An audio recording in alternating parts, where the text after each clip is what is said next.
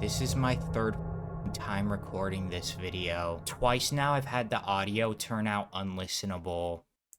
Today I'm gonna be ranking every Predator for my Chris Hansen video from least awful to most awful. Let me just get everything set up. These are our suspects for today. We're gonna rank them with 5 tiers. Debatable, weird, gross, horrendous, electric chair now. Starting off with John Kennelly. He looks like that one Squid Game meme, I just noticed that. We really are starting off strong. This guy got caught naked, and then less than a day later, got caught a second time. He's basically responsible for them getting the police on the show. And then afterwards, he goes and exposes himself to 2 15-year-old girls in public. You can make a case for him being S tier, but I don't know, it just feels kinda awkward starting off with one. I'll put him in horrendous tier. I'm saving this for special occasions. Donald Morrison, the sweaty guy whose mommy was going to take his computer away. Out of everyone here, he has easily the worst hygiene. He also reoffended, much like this guy here, but in this guy's case, he was watching CP in public. Yeah, I don't know who is worse. I'm thinking, I'm going with Donald, because he would have immediately reoffended if the police weren't there. Cody Green, the Eminem Predator who drove this far for no reason. I think I'm gonna give Slim Diddy here some credit, because he does have brain damage. Get it? Cause there's an Eminem song called Brain Damage. Still, he is not a good person. I'm putting him in gross tier. Mr. SpongeBob Jacket, Malik Washington. He's our diversity hire for today. He's definitely one of the stupidest Predators. He couldn't even remember his own age. Can't forget he brought a laptop with porn. Feels so awkward saying that. The YouTube algorithm is fucking with my vocabulary. And he stated his intentions right in front of the girl. He didn't reoffend, but he didn't exactly take accountability. I'm gonna put him above Cody Green. Justin Smith, the Nickelodeon Predator. That does not narrow it down much at all. He isn't even the creepiest guy at the company he works at, which goes to show that he's pretty unremarkable. He didn't even have the courtesy to give Chris an interview. He just left right then and there. Weird tier. Michael Willis, the generic white male Predator. Generic is white.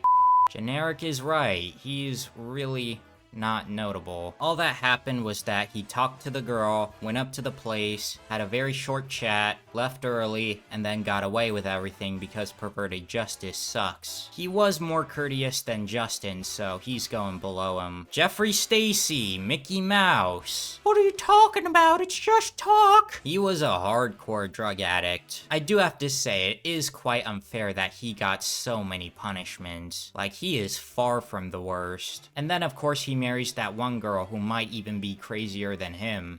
He's middle of the road. I'm putting him between Malik and Cody. Oh my god.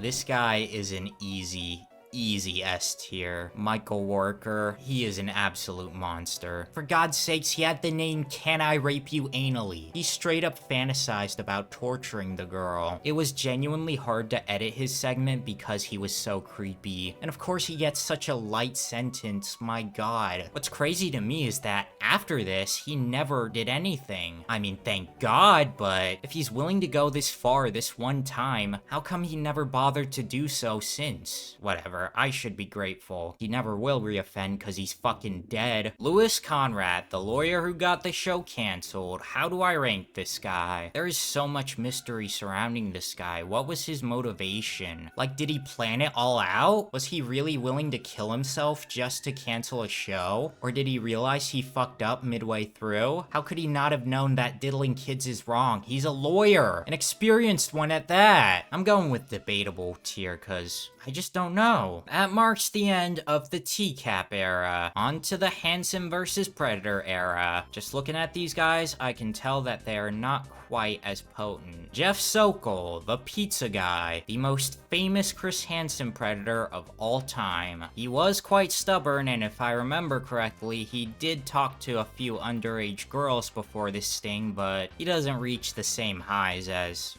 these people. The way I see it, the guys at the top, they're the 5-star restaurants. Jeff Sokol here is fast food. He has mass appeal, but isn't quite as good. I'm putting him in,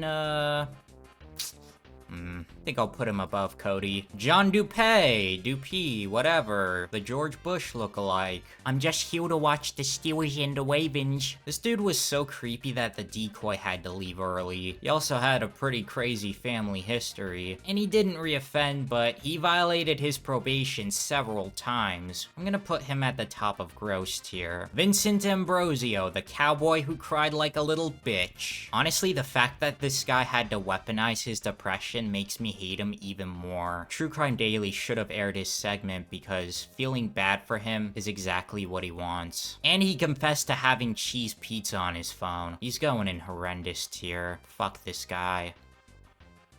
I forget this guy's name. Hold on. Joshua Cologne. It's pronounced cologne like perfume, even though it's spelled colon like the punctuation mark in ass organ. Definitely gonna have to dock points because of his name, but if I couldn't even remember who he was, then he can't place high. I will admit to one thing, though.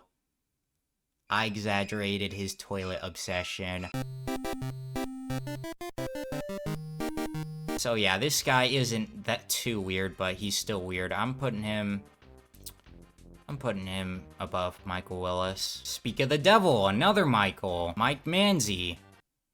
Is this guy even a predator? I mean, his chat was so mild. It was less about diddling and more about weed. But his excuse of trying to protect the girl from predators, that's not a good look. I think I'm gonna put Caillou here above Louis Conrad in debatable tier. Last but not least, Jesse Velez. Actually, I think this guy might be least because he is not too remarkable. The comment section on his episode is more about the decoy than him. We're not really ending off with a bang, but with a whimper. I'm putting him in top of weird tier. And that is my tier list of the Chris Hansen predators. YouTuber and celebrity tier lists are coming soon.